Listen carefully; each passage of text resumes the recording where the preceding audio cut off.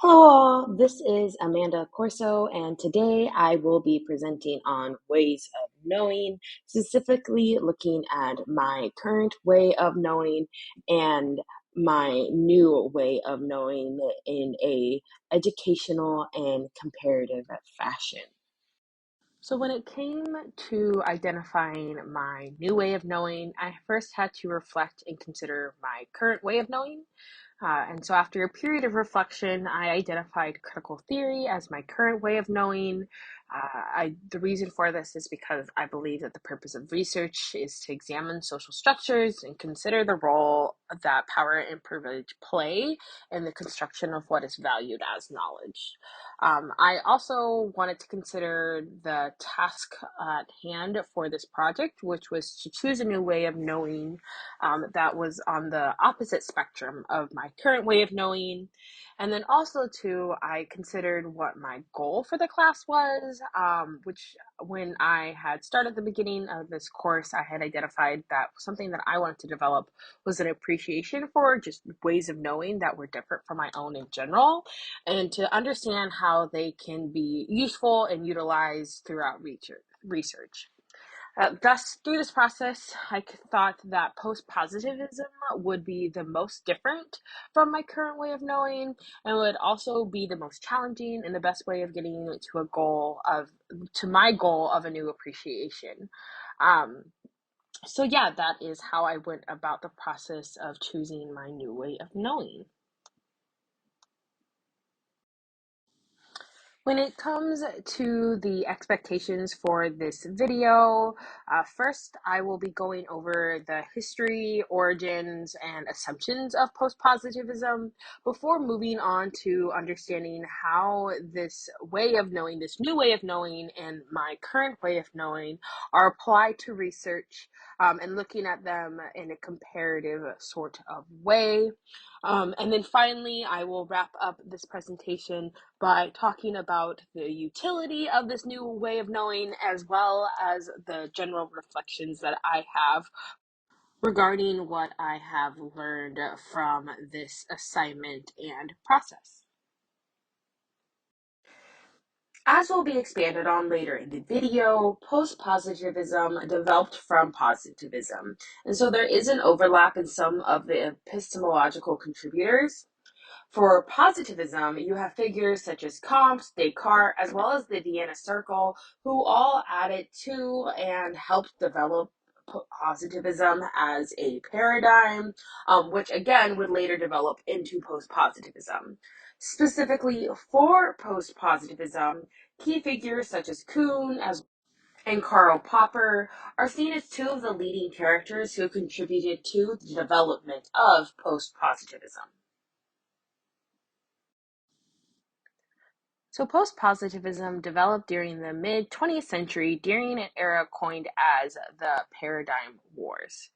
Kuhn had not only coined the modern definition of the term paradigm, but had been part of the call for a, quote, paradigm shift in the scientific world, with the scientific world at the time being the positivist world. So during this era, researchers operating from the epistemology of positivism, which supported objective truth, only one reality, and valued or thought truth was that which could be proved, had a counterpart of constructivism, which believed in subjective truth, multiple realities, and truth, or what was valued as truth, was considered from more so an experimental or experiential knowledge. So these two paradigms were locked in an epistemological debate regarding what counts as knowledge and what should be valued in scientific research. Post-positivism develops from this as an amendment to positivism. So this is where you see the answer to Kuhn's call for a paradigm shift. Although some have claimed post-positivism evolved as a way to merge constructivism and post-positivism, as mentioned above, the most widely agreed upon understanding about post-positivism is that it developed as an amendment to positivism. And so overall maintaining its ontological and epistemological roots, with some amendments differing in other areas, as will be discussed in the following section. Within post-positivism, there are several research assumptions that can be used to differentiate between positivism and post-positivism. First is the concept of falsifiability. This was introduced by researcher Karl Popper, who believed in falsification and claimed that in order for something to be scientific, that claim had to be falsifiable. Another difference between positivism and post-positivism is in regards to the role of the researcher. So the positivists believed that the researcher was objective, that they were separate from the research being constructed, while post-positivism actually acknowledged that the researcher was an instrument to the research being conducted, that they were not objective. However, whatever bias that the researcher might introduce, it can be neutralized. And finally, one of the last assumptions within these two paradigms and what distinguishes them is regards to the quality of data. So for the positivist, all data is good data, regardless of the context from whence it was drawn. On the other hand, you have post-positivism, which by acknowledging the scientific method is much more complex, and the researcher must be concerned with the quality of data. Data, evidence, and rational considerations are all part of what shapes knowledge. This also relates as well to qualitative data now being included. So for the positivist, qualitative data was not considered to be valid data. However, after the shift to post-positivism, qualitative data in some regards was now allowable within research and was considered actual bits of knowledge. So, in order to have a better understanding of how my current way of knowing critical theory and my new way of knowing post-positivism operated within research, I went ahead and compared two higher education articles that discuss students' sense of belonging. For clarity, sense of belonging is a feeling of security and support when there is a sense of acceptance, inclusion, and identity for a member of a certain group, and is a critical factor in improving engagement and performance within students. Thus, the two articles that I read both dealt with a student's sense of belonging. However, one of the articles looked at sense of belonging from a post-positivist paradigm, while the other article looked at sense of belonging from a critical theorist paradigm. Thus, in order to understand the differences between my new way of knowing and my current way of knowing, I want to look at both the purpose of research as well as the role of the researcher between these two paradigms. So, when it comes to the purpose of research for my new way of knowing, post-positivism seeks to test and find relationships between variables and to also use this information in a generalizable way.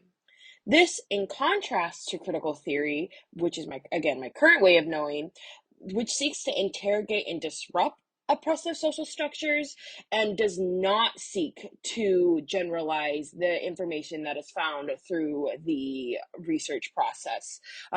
Sometimes there is a goal of transferability, but rarely, if not ever, is there a goal of generalizability within critical theory. So when it comes to my new way of knowing, a couple of examples of this in the articles. So in Freeman et al.'s 2007 article, they looked for the quote associations between class, belonging, and students' perception of their instructors and characteristics. So this is a great example of a post-positivism trying to find relationships between two variables, in this case being the class belonging and students' perception.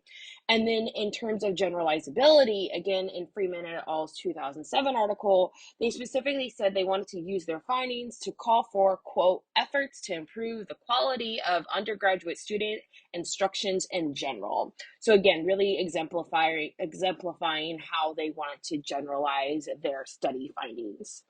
In contrast with critical theory, so in the article written from a critical paradigm by Cook-Sather and Sia in 2021, in terms of interrogating oppressive social structures, they were looking at the structures of a program from the perspective of a historically disadvantaged group to understand if this structure brought about social justice. In terms of generalizability or lack thereof, Cook-Sather and Saya 2021 again state that they, quote, do not aim or claim to generalize, but instead, quote again, offer glimpses into the particular experiences of these 12 Black female students, in this case, thus participants of the research. Another difference between these two ways of knowing is within the role of the researcher.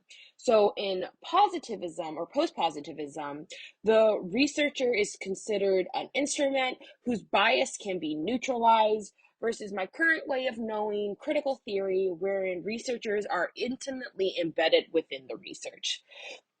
So, for example, in Freeman's 2007 article, they don't really talk about the role of the researcher, and they don't even actually really mention the biases. Instead, they talk about a list of limitations, about some of the items that might have affected their research, but really, again, don't center the researcher in their writing. On the other hand, Cook-Sather and Sia's 2021 article, they dedicate an entire section to address their positionality. So, quote, readers know who do the research and who is doing the reporting. So as you can see by these couple of examples, it's pretty clear that these two ways of knowing are pretty different, at least in some of their assumptions and how they're applied. Post-positivism's and critical theory's similarities are pretty straightforward. Both developed around the same time during the mid-20th century, and we're trying to resolve tensions between the two warring paradigms, positivism and constructivism. In addition to this, both are open to qualitative and quantitative methods, while post-positivism typically utilizes quantitative methods and critical theory typically uses qualitative methods. They are open to both depending on the functionality within their research project. Finally, through reflection, one of the last similarities between my current and new way of knowing lies in their adaptability. This had me ultimately start rethinking how dogmatically ways of knowing in general are organized. I found that for myself, not everything had to be organized into a neat little box, and rather that boxes could and should perhaps be dumped out, and more focus should be placed on how different paradigms relate to each other rather than how different paradigms don't relate to each other. I found that this polarization of paradigms as opposites could ultimately limit the field of sight of the researcher. So instead, by finding connections and being open to new ways of knowing, researchers have a better chance of becoming a more well-rounded individual and would be able to work across multiple disciplines. This ultimately relates back to my overall goal for this class, which was again to develop a deeper appreciation for ways of knowing different from my own. In that, I found that post-positivism and the willingness to adopt new ways of knowing proved to make an individual a better researcher, capable of working across multiple disciplines, and open to new lines of sight, which ultimately could eradicate or at least reduce blind spots in a researcher's studies. Thank you so much for taking the time to watch this video. I really appreciate it.